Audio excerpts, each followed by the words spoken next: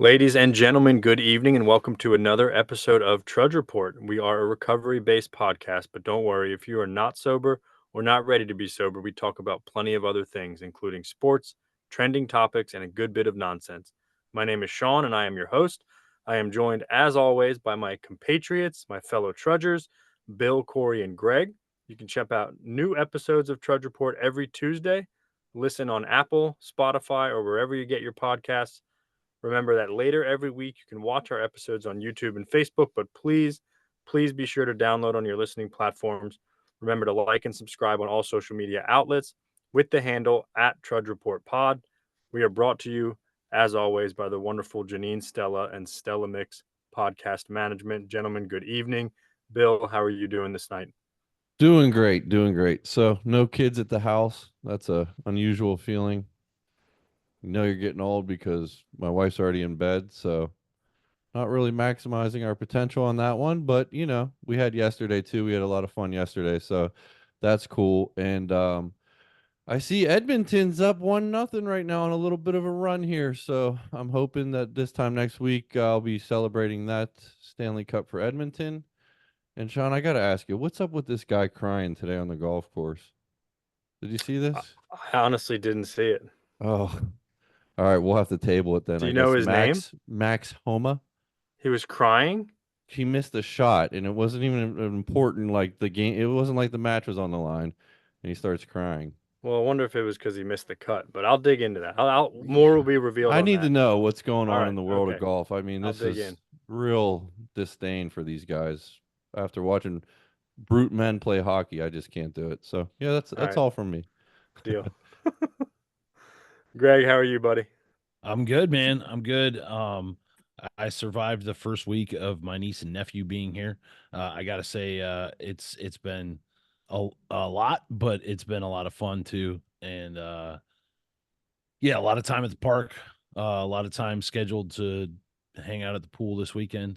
Um, I have, as you can see, a lot of toys now strewn all over the place. Uh, with my man's Incredible Hulk over here. So Uh-huh. yeah, my head is off to the three of you because yeah, this is quite the culture shock. So but it's been fun and it's been really cool. Wait Um till wait till they're full time, Greg. Like full yeah, time. yeah, You don't get dude. a The, break, the good or you news do is like once Dude, every 3 months. the dude, we good took news him. is Greg, you're still the reigning champ. He didn't take the belt off you Yeah, yet, yeah, so no, that's good. You're doing good. he's had his eye on that belt. I told He's him wearing them he's down gotta slowly. Gonna you hit gotta you Wearing with a them win down steel that. slowly. chair in the middle of the Yeah, podcast. yeah, you gotta win that. You don't get to just have it. Okay. I'm gonna win it. A You're few gonna weeks here. try. You're gonna die Yep. trying. I Um, might die trying. but yeah. In other news, if you're not a Cleveland Guardians / Indians fan right now, I feel bad for you, man. We're getting ready right now. I think we're up like 7-1. Uh, we're getting ready to close out like a 4-game win streak. It's been a great week of baseball for them. I love to see it. I think we're still like fifth place. We might bump up to fourth in the league right now. We're third in the American League, and yeah, it's been fun to watch on the backs of some great, excellent batting the last 3 games.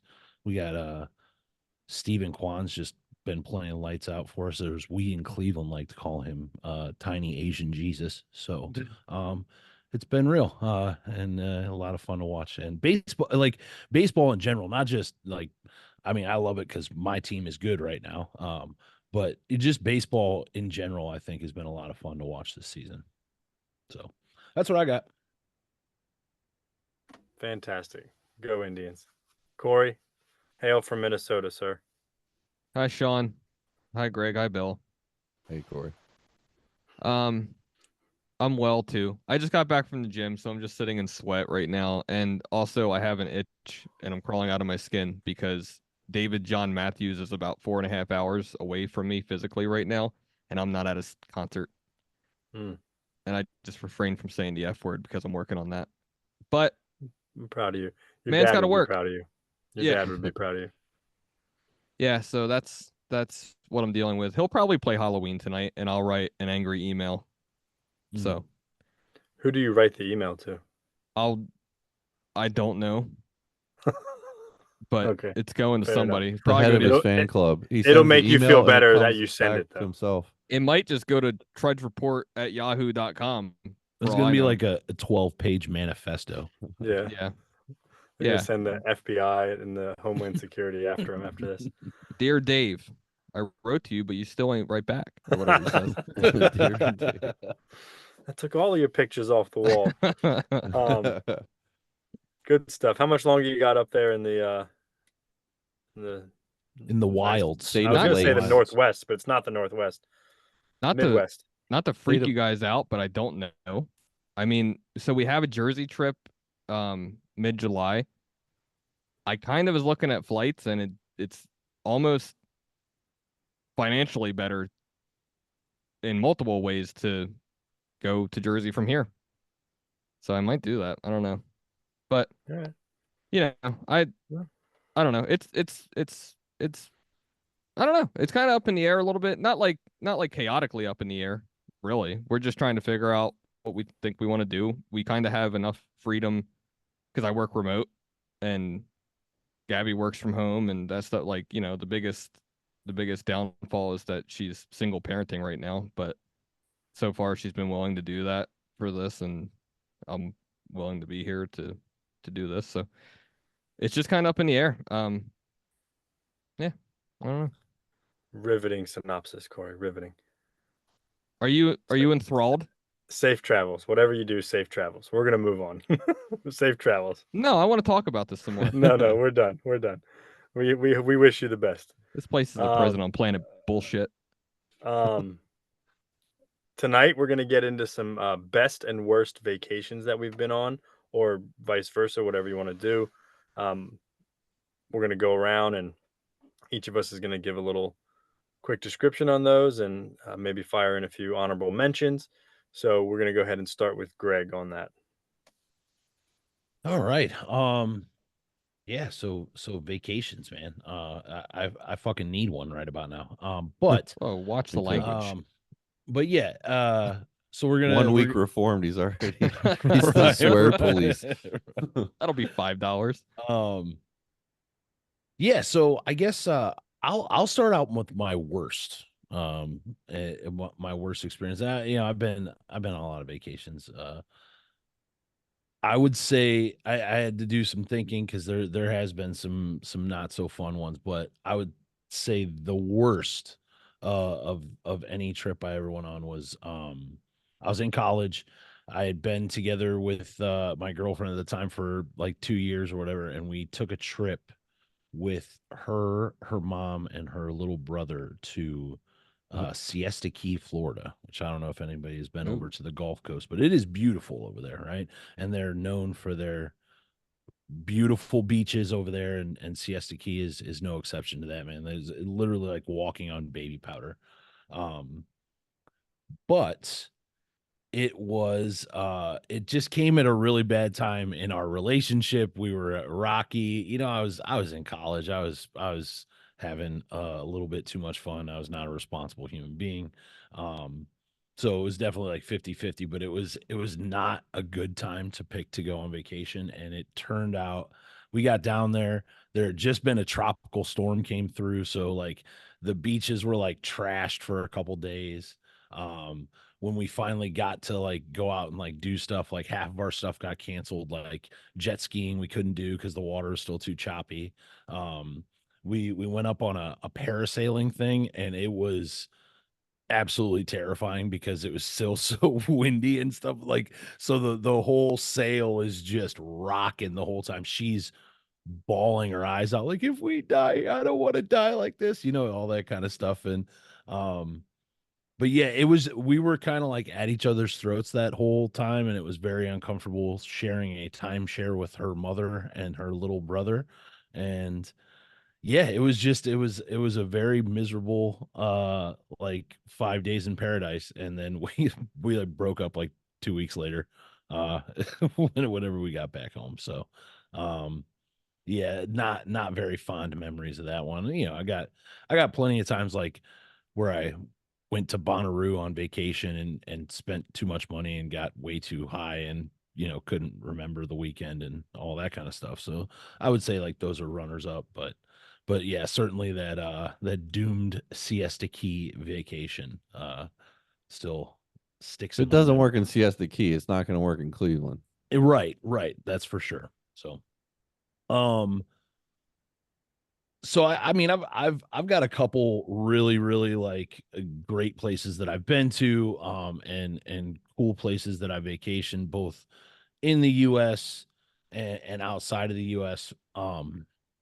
But I would have to say like one of the coolest trips I ever took. I was 15 years old, um, and I went with my grandparents to Paris. Right, we were there for like 10 days, and um, what it was, my grandfather was in the Cleveland Orchestra. So what they would do is like with all of the grandkids, we all got to pick a trip, and basically like wherever my grandfather was touring, a lot of times what they would do is like if they were on international tours, he would finish up the tour and then my grandmother would meet him wherever he was at and they would vacation. So it was kind of cool. Um so yeah, we went to Paris. I had taken French like 2 years at that point, so I knew enough to like I could barely conversate, but I knew enough to like they saw that I was trying to speak their language and at least attempting, and then so they would like slow things down for me and I can get Laugh by at and you. stuff like and laugh at me and Yeah. laugh at me. Um I heard Funny the French side are note. assholes. Well, Sorry, not here's to. the thing. Here's the thing is like Paris, France is like, as everybody knows, is like the pinnacle of fashion. Like all the new trends and stuff like that start over there, right? Well, at the time, Janko jeans were really popular in the US and like skateboarding clothes. And so I had like these big wide leg Janko jeans and I got laughed at for days on end by just people wanting to come up and like take pictures with me like I was some kind of tourist attraction. like literally like, just everywhere I would go in public, just getting laughed at. But it was cool. It was I the first like day or two, I like made a concerted effort to learn the metro system that they have there. And then my grandparents were like I would tell them, I'd be like, hey, I'm gonna go check out this other museum that I really, really wanted to see. I know you guys are all about the Louvre and everything right now, but I really wanted to go see this other museum. And what I would do is I would just go drink and I would go hang out in the red light district and I would go wherever and I would meet them back at the hotel afterwards. Cause um again, Europe is a fun, cool, crazy place, and they don't have the kind of restrictions that we have here in the States. There was no drinking age. There still isn't, like the children can drink wine at a dinner table with their parents if they want to. Um, so yeah, I was having an absolute blast in Paris. But um, aside from that too, like just an amazing place to be. Obviously, the big things like the Louvre, the Eiffel Tower, Notre Dame are very cool. If you're into like that Gothic style architecture, very cool place to be. But just a lot of cool stuff. Amazing food. I'll tell you right now, going through like the underground catacombs tour was like Mm. freaky but awesome at the That same would be time. cool. And it's just it is when you go to some place like that, that our country is so relatively new in the grand scheme of things, right? So um you know when you go somewhere that's where stuff has been around for 1,000 years, buildings have been around for 1,000 years and still standing. It's pretty cool. Notre Dame, when we went there, we just happened to stumble into like an old school Orthodox Latin Catholic mass, which was kind of a cool thing to like just kind of sit back and watch. Everything was in Latin. There was no English, no French, no nothing. So that was a cool experience for sure. But yeah, just an all around great vacation. And I guess like to segue, like my runner up for that, and certainly like Corey will talk about it too. Um, we took a trip in 2022. Me, Corey, and a couple of our other buddies went to Seattle for Labor Day weekend. We went out there to see Dave Matthews at the Gorge, which was absolutely breathtaking. A lot of fun, crazy hijinks ensued, and yeah, I'll let Corey touch more on it. But yeah, it was a great trip. A lot of laughs, a lot of lasting memories. So that's what I got. Entertain us, Corey. I'm gonna tell them about the time that you smoked crack in front of Target in Seattle, Greg. All right, so let's There was go. a lot of crack. All right, it wasn't Greg, but there was lots of crack smoking in front of a random, not random, but the Target was just in the city. It was just there, just big ass Target, and people just doing all sorts of drugs right outside of it. Anyway, that's my lead into Seattle right now. Yeah, so the best I can think of, I don't even think I've been on that many vacations, but I think aside from like Disney World with my family and stuff, which is an honorable mention here. Aside from that, like one one of the coolest places I've ever been is Seattle or Washington because we spent a day or two in Seattle, and then we went about 2 hours east to the Gorge, and that was a whole experience in itself. But yeah, man, what made I mean honestly, what made Seattle so cool was like what we did with it for sure. But there are a ton of cool things obviously in Seattle that you can see. It's a very unique city, you know. And I'm a city guy. I like cities. Um, I love going into Philly every time I go home. I have been trying to get to New York City for years. I mean, I did go a few years ago, but New York's so damn big that you got to go a billion times to see stuff. But um, you know, it's a very unique city. It's also a crap city. It really sucks, but it sucks so good, really. Yeah. If that makes any sense. But man, what we did with it, so we flew in. I mean, Greg got there a little bit before us three, but once we got there, we pretty much went from the airport to a John 5 concert in the same venue that Pearl Jam had their first show. That was pretty cool. You know, just the grunge history in that city. So that was a good introduction to Seattle. And then we did stop by Kurt Cobain's house. You can barely see it, but you can catch a glimpse of it. Fun fact, where his alleged suicide happened, murder. They tore that Courtney down. Cox. Yeah. Not Courtney Cox. Courtney The hell? Love. Don't blame Whoever her Courtney name is. Cox. Courtney Love. Courtney Cox. Don't Same you dare. difference. Courtney Cox, isn't she from Friends? Friends. Yeah. Yeah. Monica Geller? Monica. Yeah, and- Courtney Love. I meant to say Courtney Love. You know the difference, Sean. Yeah. Oh shit. So, you know, so we did that. So that was really cool. And then like we did some of the obvious stuff. Here's the deal. I'll admit it on air, Greg. I don't give a shit. I haven't said the F word yet, by the way. I did not go up the Space Needle. I don't know why anybody would want to die. I have video proof of it. Yeah, I did not do that, but it was really cool from the ground. I'm just saying. Wait, did you tell them you did? No, I never said I did. No. Oh, okay. I thought I you just- said No, but you- it's they- like you're we admitting like that. we all bought this like city pass so that For like with the city $100. pass with $100 you could do like 4 or 5 different things on there, and it's like the Space Needle's a no brainer, right? That's the thing, you know, like it's what Seattle's known for. Yeah. But he wouldn't do it. He was not about it. No, it's too high. I stopped getting high a long time ago. So I'll throw a corny joke. Sean laughed, damn it. God, I just want to know laughed how at many the Courtney Cox thing. I didn't how say many that. how many times did Greg leave to go to the museum in Seattle? Yeah, a few. I'm a museum few. guy, dude. I'm a museum guy. Greg, what else? There was the public market. That was really cool. We had some Yeah, banging yeah. donuts there. Where they throw the fish, they still do it. Yeah. That's cool, you know. We walked The big past fish marketplace. Yeah. I've seen that on Yeah. TV. Yeah. Yeah, it smells. We walked past the first Starbucks. Yep. So that was cool. What the hell does that mean, Sean? The first ever? The first Yeah, ever. the original. And it was just full of loser social influencers who are like taking videos of themselves and, you know, whatever. It was we didn't Yeah. go in. Did you guys go to the chop zone or whatever?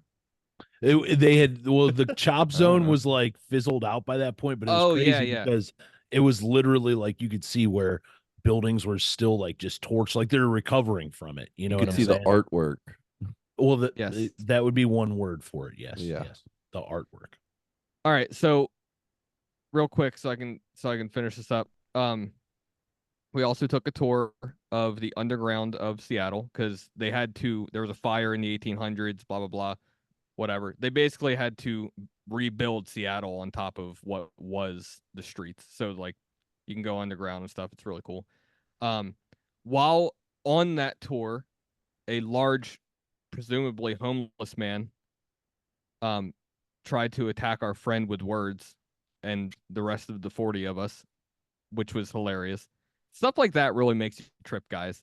And then another honorable mention to Carmine. He when we finally got to the Gorge and went to those 3 concerts, I think it was night 1. We had spent several hours in the sun just getting just blasted by the sun. It was quite uncomfortable. But then Dave Matthews was playing Don't Drink the Water, or started to play Don't Drink the Water. And 2 large drunk people. When I say large, I mean large. No offense to them. Like just my matters. 600-pound life large, for Yeah. sure. Yeah. Were attempting to walk up the very steep lawn of the gorge, and they failed right behind our friend Carmine, who then was launched out of his No way. yeah, out of his lawn chair.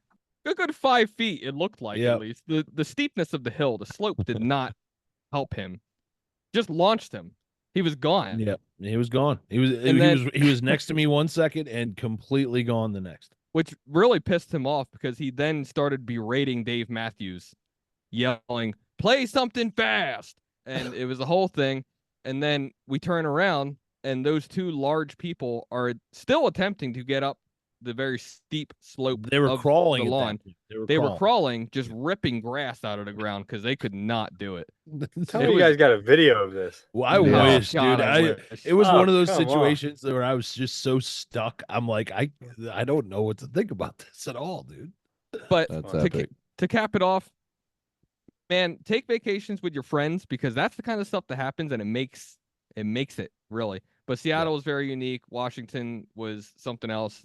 I don't have enough time to explain how great that was. And just real quick, as far as the worst, I couldn't even think of one.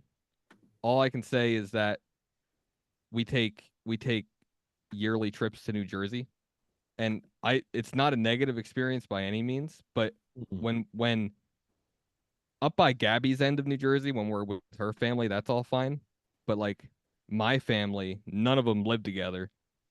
So like it's not a vacation because it's a lot of running around. That's about as negative as I can get about a vacation. I don't have a bad vacation really in recent memory. So yeah, I don't know.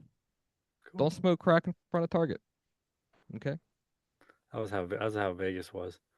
Go ahead, Bill.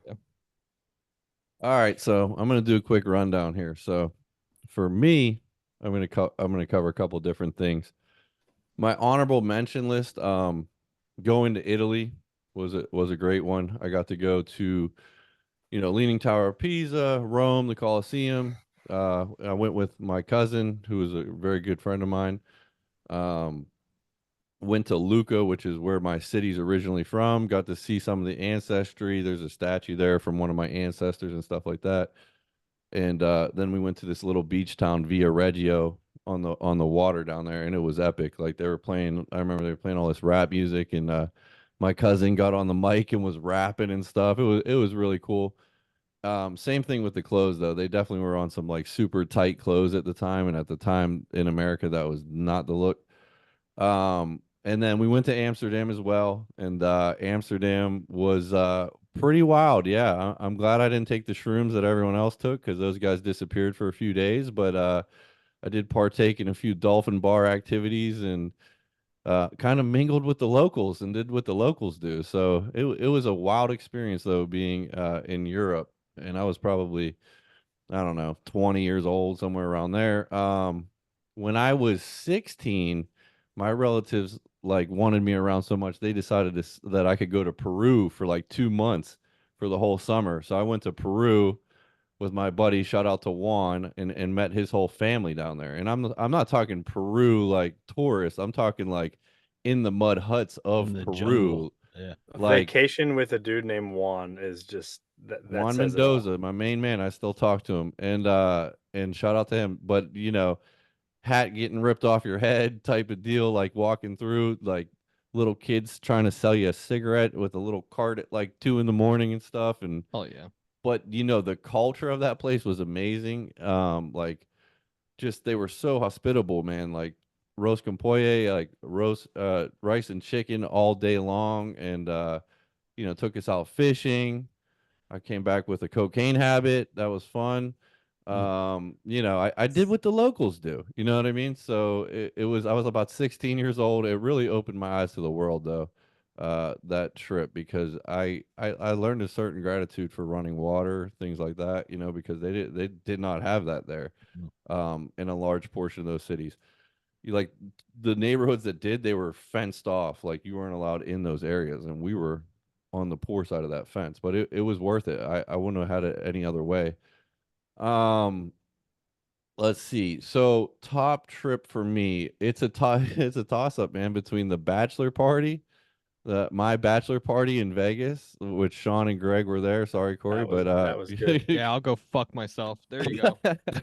I'm sorry, man, but that was an epic trip just to see Sean get strung out on the roulette wheel, and Oh, boy. I came out ahead. he came out ahead. I think we I all won won money. $5.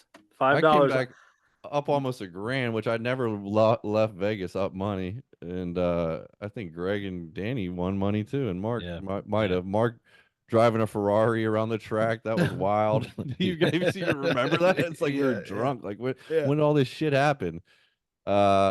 The Wynn buffet was an epic treat. That was probably the best buffet, you think, boys? I've never experienced anything like it in my Words life. can't describe it. Seriously, I thought it was good. Words cannot describe it. Unbelievable. Corey, we sent you pictures. I know, it's fine. If disclaimer, if you go to Vegas, just go to the Wynn, and it doesn't matter. Breakfast, lunch, dinner, it doesn't matter.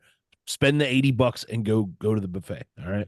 And reserve it early. It wasn't remember? even that much. It was wasn't 50, it like Greg. 45? Oh, it was 50. was Yeah, 50 45, bucks. 50. Yeah. Very reasonable, and it is totally worth $80. It's worth it. That plus the atmosphere, kind of like Corey's trip. Like when you're with the guys, it was almost like we knew a lot of funny things were gonna happen. Dorito butt, Cheeto butt, or baby! Cheeto butt. Yes. Sorry, I always mess every name up. Cheeto butt walking to the old wherever she was going. And Greg still has that photo. This wild girl had Cheetos all over her butt and matching red hair, and it was just wild. We ended up going to that breakfast place that morning too. That was like really good in the middle of nowhere. Yep. We were in the hood and dabbling with those folks, and I got propositioned by an escort day one. Yeah. A tall, dark-skinned escort. Remember that? What was his name again? No, her name. Well, I don't know. But I told her I was married, and she goes, "Oh, that's okay. Don't worry about that, sweetheart." I said, "No. You in Vegas, Typical baby. No big deal. I'm Yeah, good." typical Vegas answer. It was like, because we had the Airbnb, so we had like the central hub. Remember, there was like, what was outside? There was like little camp pits and stuff like that, like fire pits and stuff. It was just a good time. I will say and a putting green. It was a putting green.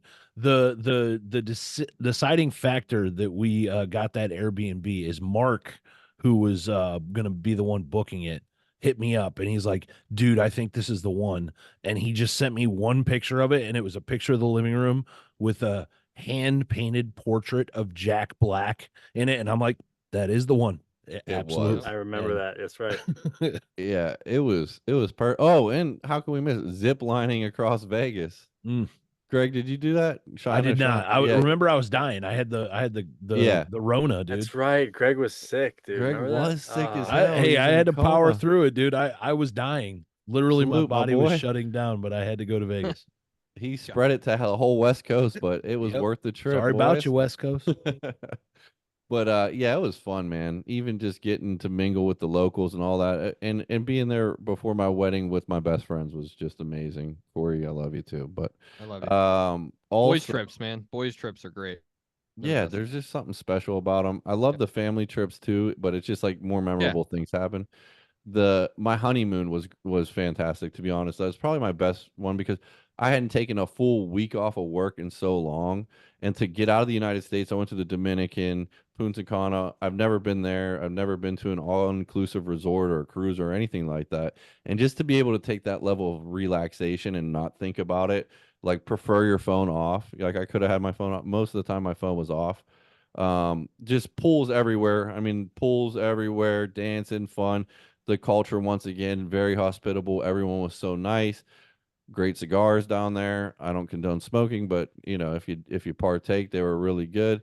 It was just a great time because of the relaxation. I had taken years without taking a full week off like that, and I really like felt like I had like earned it. Plus the wedding had just happened, and you guys know, like, well, three or two of you guys know, but the melee of all that shit and organization, you're just like, dude, get me somewhere out of here. You know what I mean? So it was perfectly timed. So I think we went a couple weeks after the wedding. So plus I got to hang out with my wife for a whole week, and that was a good time. So um my worst vacation of all time is a very easy choice for me. Back in probably my early 20s, good friend of mine asked me if I wanted to go to Orlando with her for a couple of days. She was going to go down there and do some club work and stuff like that, promoting and things like that. Oh boy. And there was some attraction there, there was some, whatever, but we weren't dating or anything like that. So I said, yeah, I'll go. So I go down there. First night I find out she's not club promoting. She's actually a dancer, an exotic dancer too. So what do? I Hell yeah, have brother. this I have this underlying pinning there, right? Of defense, like, oh, I got to defend my friend. I decided to get shit faced like at her work. And like after she left there, I decided to tell her all about how like that lifestyle and you got to protect yourself. Well, the next day I woke up by myself. I had I had no money, no resources. I had already burned a lot of bridges. So your boy had to take a Greyhound from Orlando. I had Ooh, to bum a Greyhound ticket from Orlando all the way to Pittsburgh. And it was like the longest I was bus gonna that's say, what is terrible, that, dude. like 12 days? it I've was gone Florida to torture. Virginia Greyhound. Oh, It's No terrible. way. just Terrible. run me over. I like seriously, if I ever had to do that again, just run me over. But I probably deserved it. I probably deserved it at that point in time. Did it change my mentality on anything? Absolutely not at the time. But yeah, that was by far my worst trip. And that was only like a 2-day trip, and that was a lot of problems in a short amount of time. So yeah, I would say travel carefully. Choose who you travel with wisely, and don't drink. And yeah, Hmm. back to you, Sean. Thank you guys. That was good stuff. I'll shout out Vegas real quick. That was a blast. While Mm. you guys were racing around in Ferraris, Danny P and I played one of the most majestic golf courses, TPC Las Vegas. Just an awesome experience all the way around. The wind buffet, dude. That thing was Oh my unbelievable. god. Anyways, mine is the 5-year wedding anniversary cruise I took now February 2022. It, never been on a cruise. We did 6 days, Harmony of the Seas, Royal Caribbean at the time. That was their biggest ship they had. I think they've come out with their newest one, which is bigger now. But we did 6 days, left out of Fort Lauderdale. First night, they have this outside movie theater with 3 huge screens just across the whole side of the ship, and we got to watch the Super Bowl. It was amazing, and that Ooh. was unfortunately Corey's Eagles did not come out on top, and I did not like the winner of that game either, the Kansas City Chiefs. But it was just so cool to do that. That was like first night. We got on the ship like mid afternoon. First night, we did Jamaica, the Bahamas, and Haiti. And I'll tell you what, Haiti was by far the best, and I could not. It was unreal. Like it was so beautiful, so pristine. Everything was perfect. Now I will say they like section off a part of the island for the Yeah. cruise ships. Like it's so and like Yeah. 2-3 miles in that direction, like you can like hear the metal gates with the armed guards making sure. So I'm not saying outside of those walls, but inside of those walls, and it was like 3 square miles. It was phenomenal. It was the bluest, clearest, most pure water I've ever seen. We did all kinds of stuff. The Bahamas was great. but that was probably the worst out of all of them. And just the way the time we had, it was just porting for one day. It was the ship. I can't even begin to describe how big the ship is. Like, I had never been on one, so I didn't really have the full scale in my mind. It's ginormous. Like, it really truly is like an unbelievable, magnificent, like, just what they do on a cruise. It really is. And me being a nerd, I went to like the captain's table one afternoon and literally heard about how they operate everything and everything it takes, and it's fascinating. Um, just the food is amazing. They got all kind. I mean, it's there's you can literally never stop eating if you don't want to. Free coffee. You can get different drink packages, alcoholic and non-alcohol. I mean, it legitimately they had everything, like everything you could think of and more. They had putt putt on there. They had full size basketball courts, indoor soccer courts, volleyball courts. They had a whole like they had a daycare for like the little kids. They had a whole teenage section with nothing but like couches, lazy boys, and like PlayStations and Xbox. I'm not even kidding. Like, you go in this room and there's just computers, They hand PlayStations, you a vape. Xboxes. It probably like it truly was unbelievable. We did snorkeling in Haiti, which was epic, like really, really fun. Um, and I'll tell the quick story. So I booked a golf in Jamaica, um, the White Witch Golf Course in Jamaica. Unbelievable views. We booked it through our travel agent and through this company, and we get there and we got the directions like, okay, you get off the cruise ship, go here, go outside the gates and go right. There's a church. We'll pick you up at the church. So like we get outside the gates, we're walking. Literally the first person that comes up to us tries to sell us weed. I thought that was pretty cool. We obviously turned it down, or did we? Um, we get to the, you'll never know. We get to the church and it's just like a bunch of other like cab fares and cabbies and like other organizations picking up random people, and they're just like you're just like looking around, and the guy looks at us and goes, McDonald? And I go, yep. We get in the car, and no lie, he's like, so if you've ever been to those countries, they don't drive very safely. It's very like honk honk, go go go, which I'm used to it because I lived in Jamaica for a long time. Check out our previous episode on Netflix's documentary, The Program. So he goes, nice guy, and he goes, hey, I have to make a stop and pick up an ID for my girlfriend's son or something like that. Do you mind? And like, what do we say? Like, we're like, no. He's like, yeah, I'll get you there in time, don't worry. And we like stopped and we're pulled over for no lie, like 20 minutes. Like, this guy doesn't come. Catherine, my wife, is freaking out. I'm not really freaking out, but I'm kind of like, just like, what the fuck's going on? We had a tea time and all that stuff. Long story short, he gets us there plenty of time. He comes back to pick us up. It turns out he's like the coolest guy in the world. He apologized, like, sorry, my girlfriend. He shares a lot of the same viewpoints that the four of us do in life and the world in general when it comes to anything and everything you could possibly think of. Like, he shares a lot. Like, we had a great conversation, and even my wife Catherine like totally warmed up to him, and they were like best of friends by the time it was done. But it was just the strangest thing. Um, it was a phenomenal experience. The view, like, we had a balcony room. We got that on purpose. So when you're at sea, I mean, you literally step outside and it is endless ocean. And if you've never actually seen that and experienced it, and I don't mean in pictures, but like in person where there's nothing you can do about it, it's truly just endless blue skies and blue ocean. It's um it's pretty special. It's pretty special. Went to a Terrifying. couple recovery based meetings on the ship. That was entertaining. And just we the last thing I'll say, the professional productions they had. We went to a comedy show. We went to a Cirque du Soleil, a water show. We did a game show. The game show was phenomenal, like so funny and phenomenal. They have like a whole like department that just does these productions, a professional ice skating show, like so many different things. Um, it, it truly was like spectacular. Like it met and exceeded every single one of my expectations tenfold, like tenfold. Not even, I couldn't have even dreamt it. It was really cool. So it was phenomenal.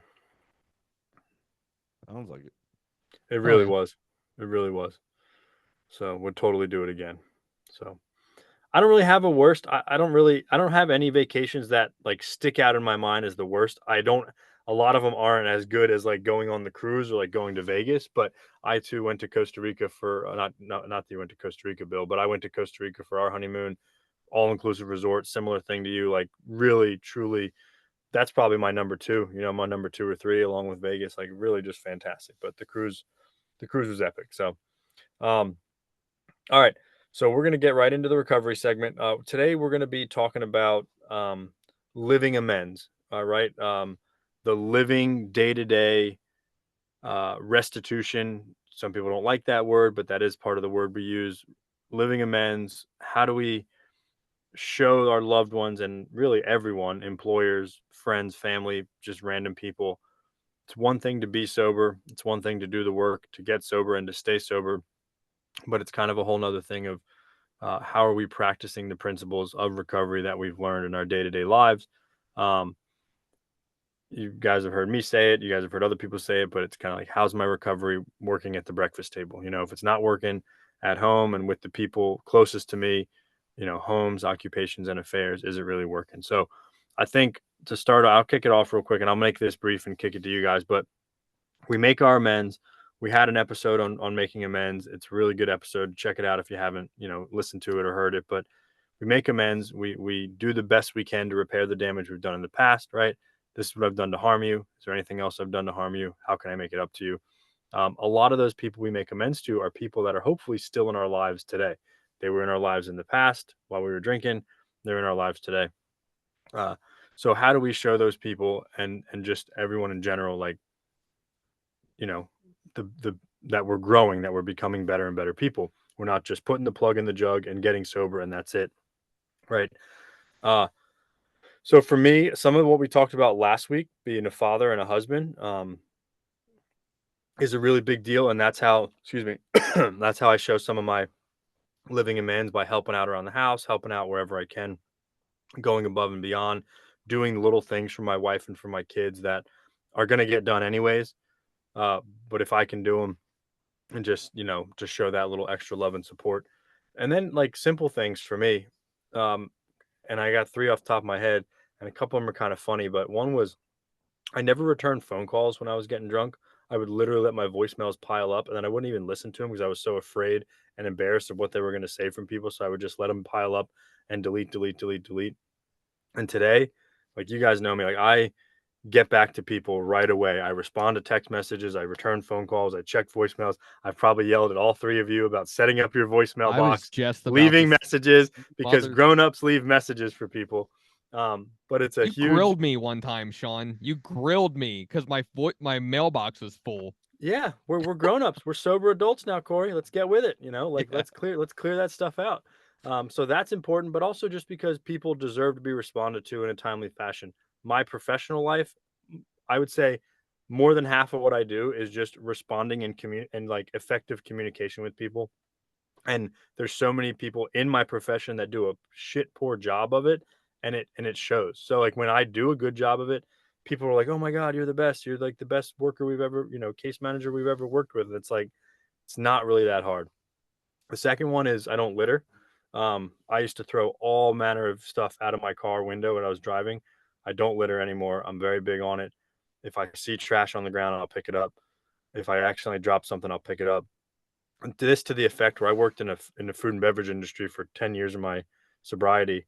And you guys know, in a kitchen, it's dirty as hell. There's shit everywhere on the floor. But even in that kitchen, when I would miss the trash can or drop something, I would make it a point to go pick it up. It's just one of my living amends to the environment, which I know sounds super cheesy and corny, but it is, because I would throw glass bottles out the window. I mean, all kinds of stuff. And then one of the last things is, I don't take dumps in the handicap stalls anymore at Walmart or Target or places like that. I was about 4 or 5 years sober. And as you guys know, the handicap stalls are much bigger. They're much more roomy, broad, roomy, and all inclusive. They're usually cleaner, and you just have space. And it dawned on me one day, what happens if a handicapped person actually comes in here and needs the bigger stall, and I'm being here selfish and self-centered? Now, I will say, I haven't used the handicap stall since I had that thought. And I still have never actually seen a handicapped person come into any of those bathrooms anytime I've ever been there. But if it happens, I'll be ready for them. So that's all I got. You'll see Who do it. we got You'll next? see That it this right there week. is how I know you're a low bottom guy, Sean. I'm You're just eyeing saying. up the ADA bathroom, bro. I'm just I saying. didn't Like, even think about shit like there's that. space, dude. There's so much space in there, and usually I has its own sink and stuff. definitely was never He's using a in the bathroom. wheelchair seat at this concert. Whatever. All right, Bill, you are next, sir. All right. So Sean touched on some of that. I like what you said. It kind of turns into a positive in your work life and your other attitudes. But, first of all, we got to understand living amends. Like, why do I do that? Right. Because I don't want to be what I was before. And to do that, I have to become something I never was. So through tutelage, I learned why making a living amends is important. And there's many examples. I try to just be as good as I can with the family. I try to say like I didn't really subject them to much for the amends, thank God. But like for me, it was people that passed away and stuff like that. Making amends to that was tough. My mom, stuff like that. Our last conversation wasn't very good, and I from her, it's kind of like the viewpoint of sick and suffering and helping them because she was in recovery for a long time, kind of slipped up there and it caused her demise. So like for me, it's never turning away that helping hand, and it doesn't have to be like when I'm focused in those groups or anything like that. Literally pulling up to a stop sign and just asking a guy, how's your day going? How are you? Hand him a couple bucks, making him feel good about himself a little bit. Is there anything I can get you? I don't talk about this a lot, but going into the woods and feeding these guys and bringing them a sandwich and not trying to preach to them or get on a soapbox, and just trying to relate to like the feelings of when you were out there like that and not turning my back on that situation is probably the most imperative thing in my own recovery that's given me the most because I became a member of the brotherhood again. And my job is to try to pull these guys back in with us. And if I can't do that, I just hand them a sandwich and a smile and hopefully that can help them out. Um, Litter is a good one, Sean. I littered a hell of a lot intentionally. I used to steal, swear. I'd say even not smoking cigarettes anymore is partly an amends to my body. I think self-care is an amends, a living amends, just taking good care of myself. Um, being transparent with my friend group and things like that about mentally what's going on, spiritually what's going on in my life. Another one for me is fostering dogs. I had some up and down relationships with dogs before I got my life together. And today I foster dogs. I love animals. That's a really cool one, by the way. Yeah, I love it, man. It's such a bright spot in my life. Because those, they're the same thing. It's like they don't deserve it. They didn't do it. You know what I mean? And they're so like I can barely look on social media because I get so many of these posts, man, and I want to go save all, because there's just so much sad crap happening with these dogs, man. And if you're out there and you can do that, these the place I work with, they're very reasonable. They always give me a kid friendly dog that's like a low maintenance, and she'll be like, here's one that's only going to be there for a week, or you know what I mean, not to overwhelm me. So like don't ever be afraid of that idea, because like the farm dog rescue that I work with, Carrie over there, she's fantastic. She's such a caring person. She drops off Mother's Day cards for my wife. I mean, it's just a fantastic like-minded group of people. So that's been a huge one for me. And just honestly just remaining in the brotherhood, and trying to be on that plane in life, and be there for my fellow friends, most importantly in my family, and trying to keep myself in the best spot I can to be there for society, economically, all those things, and recovery on top of it. Try to be the best member of society that I can be, if that makes sense. So yeah, man, living amends are truly a fantastic thing that I never really understood until I understood that I had to do it for my life, So Yep. yeah. Very cool. Just not to take us off topic, I just saw our Janine's message a little while ago about Haiti, the Haitians peeing in front of her building. Sorry. Um, Oh, that's Corey. what I thought she meant. She was in Haiti and they were peeing in front of her car. Okay, 'cause I That's was like, pretty that's funny. why you don't go to Haiti. Yeah, they need to do a living amends. You're up, Corey. All right, thanks. Good stuff, guys. So this will be filled with long pauses, but I wanted to mention that I've read something in a text a few dozen times that that's talking about amends specifically, and it says something along the lines of our real purpose is to fit ourselves to be of maximum usefulness to God and our fellows. And man, I read that a lot of times before it actually dawned on me what that truly meant, you know. Um it's hard for me to kind of, I mean, I guess there's examples and stuff. I could pull some examples out and stuff, but like, man, it's the simple stuff for me. It's the, you know, donating a couple bucks whenever asked, really, because I can't tell. I don't know. I mean, I have an idea how much money I owe to a few people and stuff, but man, there's, you know, I lost track over the years of what I owe to somebody, you know. So like donating whenever really possible. I also wanted to mention, and listen, I'm gonna say it like this: if you don't put your damn shopping cart away, you're not sober. Okay, remember that episode we did on what's real sobriety? Put your shopping cart away. I heard one time somebody said, That is part of the living amends. I agree. no, it really is, man. You know, like packing into the stream of life. Like we've talked about that before. That's my job today. You know, that's for me, is that kind of encompasses living amends. Where can I pack into the stream of life and try not to take back from it as much as possible? You know, the first few things that come to my mind is just being a decent son. Like we talked about Father's Day last week. Was that last week? Yeah, that was, right.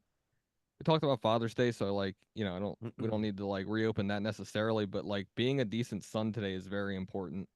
Um, you know, I talked to both of I have good relationships with both of my parents. Um, I'm active in their lives, you know, they're active in my lives. Uh, you know, man, that anybody that's gotten sober knows that the first bit of that with like the family is kind of rough, you know. Or probably should be, at least, you know, to some degree. I can I don't know if I ever mentioned it on the pod before, but with my dad specifically, I can remember um I don't know, the first dozen phone calls that I made to him in when I came to Florida. He I don't know if he'll disagree with me, but he, from what I remember, he more or less answered the phone like, what? Like that it wasn't hello, it was what? What's up, bud? You know, like very not happy tone, like, man, you just caused a lot of wreckage. And then like through the process, and like, you got to change to earn this stuff. Really, you got to do some work to earn back when, you know, for example, when my dad answers the phone now, it's a very pleasant, hey bud, how you doing, you know, that kind of stuff. So, you know, I did also, like, we're talking about living amends and like actions that we do in our daily lives, but you know, I also made sure to make direct amends, like we've talked about before, you know. um Actually sit down with these people and own up to everything. And we talked about all that before, but I think that's, um man, that's all part of it. You know, living amends kind of comes before and after, sure, but you know, but man, it's for me, it's all about not being that crummy ass person I was. Anything I can do to be the opposite of that is what I'm gonna pretty much strive for. Um, I've fallen very short of the chosen ideal many times, you know, and normally me and the people around me tend to suffer from that kind of stuff. Like, you never really know like how much you affect people. Did I ever affect you? I probably did. I probably affected you guys. Was I ever a grumpy asshole to you guys because I was miserable? Probably. All the time.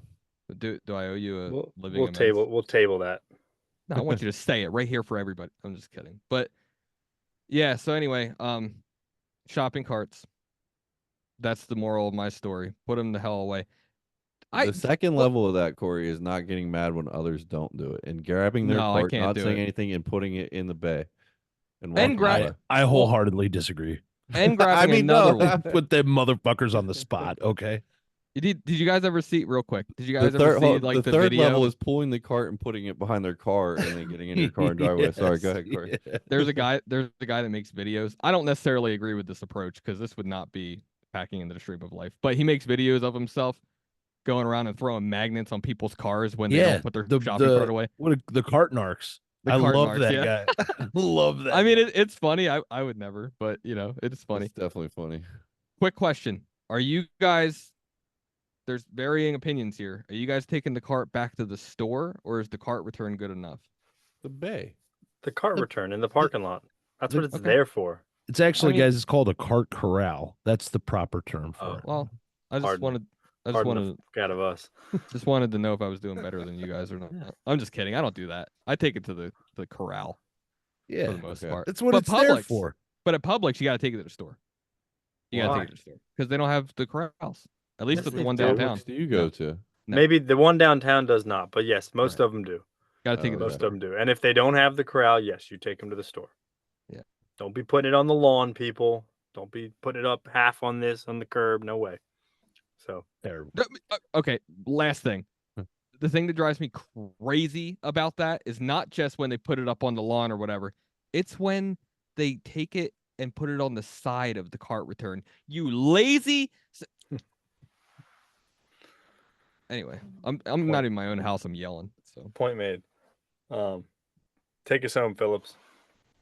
All right, so just real quick, it was always impressed upon me, man. It tells you everything you need to know about. So sobriety aside, everything you need to know about a person is judged by the fact of what they do with their shopping cart. So, and that's Oof. where I'll leave that. But yeah, so obviously we've talked about it before with the amends process. Is where our recovery literature talks about like the freedom of the whole, the bondage of self and the sickness and the suffering, like where the freedom from that comes from is the amends process. And I look at living amends as a way of like, how do I keep that freedom? Right? What are the things I have to do to keep that freedom? And for me, that's it. And very much what you guys have talked about. It's if I've done a thorough inventory, if I've really examined my defects of character and everything like that, like I know, like I'm as in active addiction and left to my own devices, I am a selfish person. I am a thief. I lie to people right to their face for no reason whatsoever. I definitely was that guy. Like that clicked when Sean said it. I was that dude that did not like let the voicemails pile up, delete them because I was scared. I didn't want to talk to these people. I didn't want to hear anything they had to say to me, right? And probably due to a direct consequence of my own actions, whether I'd screwed them over, stolen from them, whatever the case may be. So yeah, what it is, and it's not even so much a conscious effort anymore, but what it was at the beginning was a conscious effort to be the exact opposite of those things, right?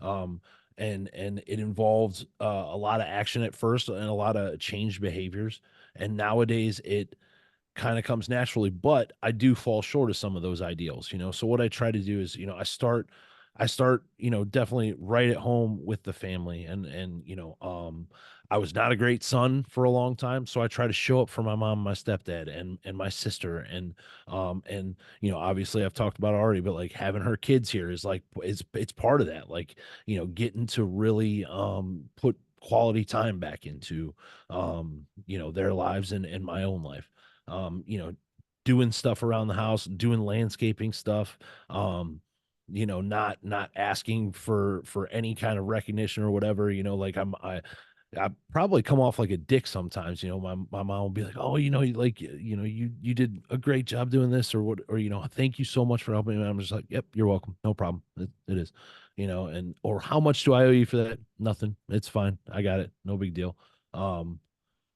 Because I don't need the recognition. It's just me trying to like Corey said, like pack back into the stream of life.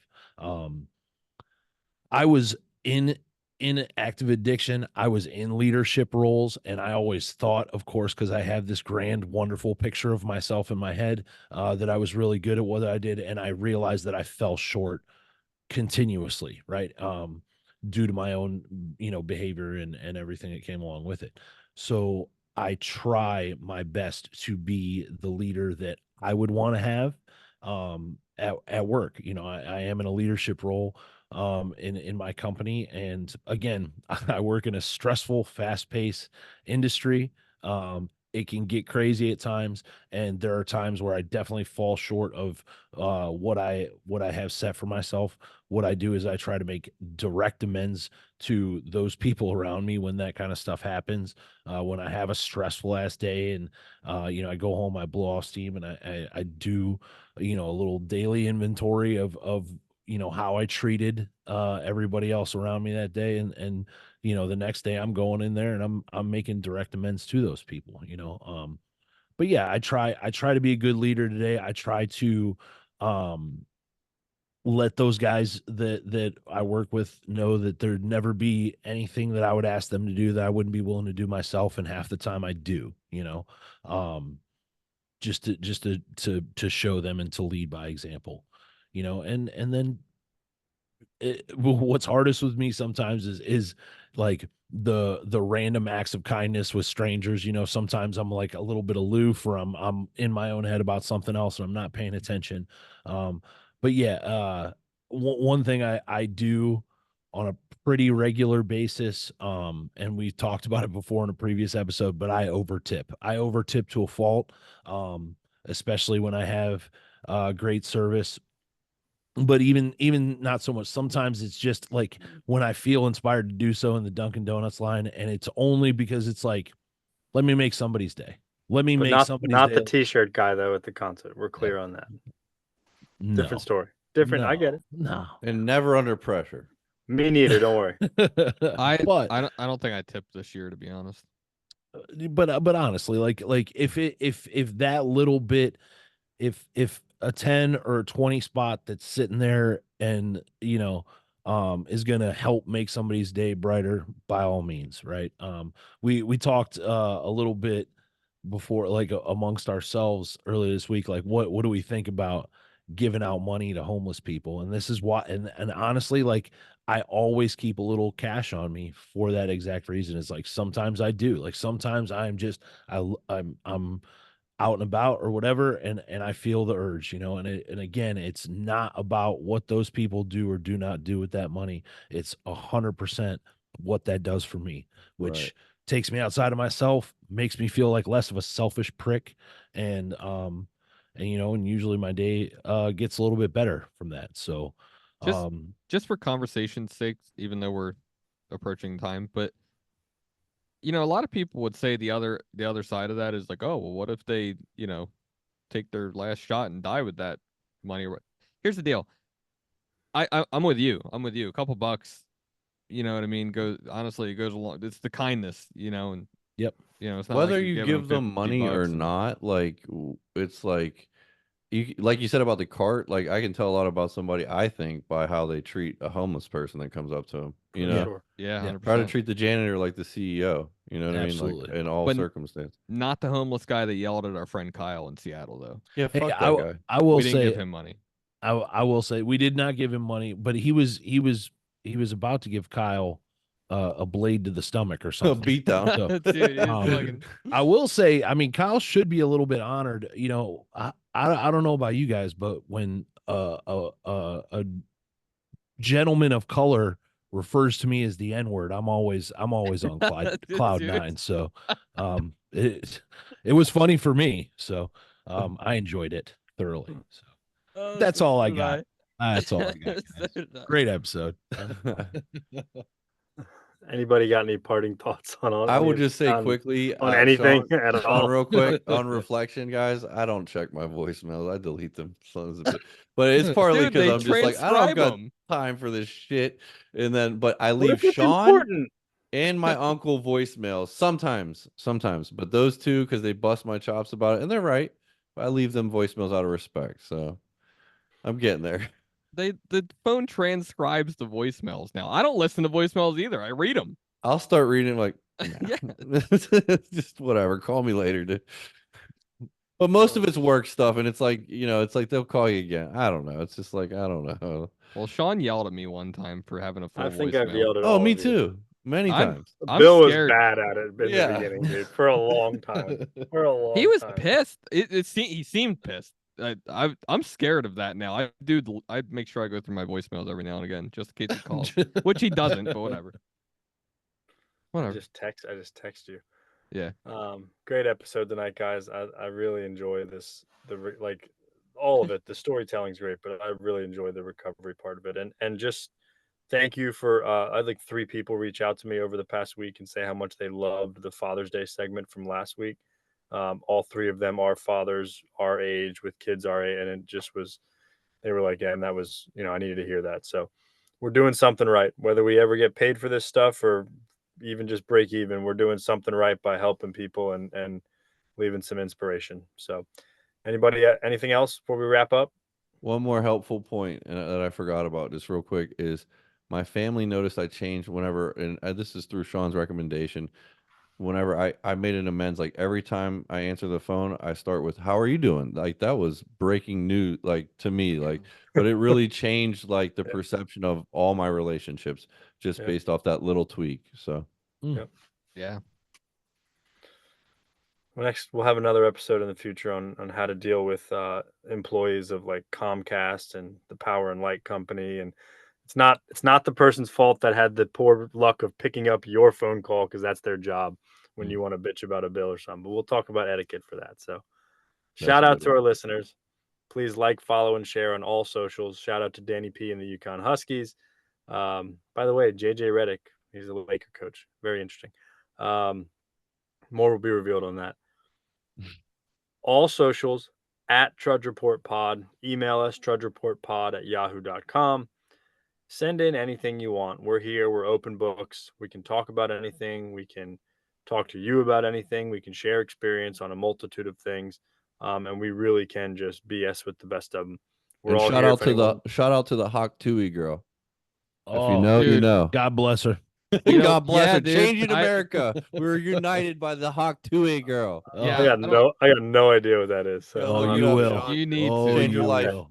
somebody This send me a woman's link or uniting something. America. Why? Yeah, why is I love her. I don't Everybody understand does. it. Yeah, She's that's America's new sweetheart, dude. Yeah, She's dude. it. Cobwebs and all. She's gonna She's it. Janine. What did she call him? The All guy. right, She all goes. right, all right. We are all here. I If love you, anyone Pookie. wants to talk about recovery and our experiences, if you're struggling with any form of addiction, thank you to Janine and Stella Mix Podcast Management. She always drops the He's best going off. one-liners. She's pissed right now. She drops the best one-liners in our chat box during our episodes, which give us a good laugh. But thank you We to can't her. read them. Good No, night. God not bless, these. and may you trudge the road of happy destiny. We'll see you next week. Cheers. Oh, really?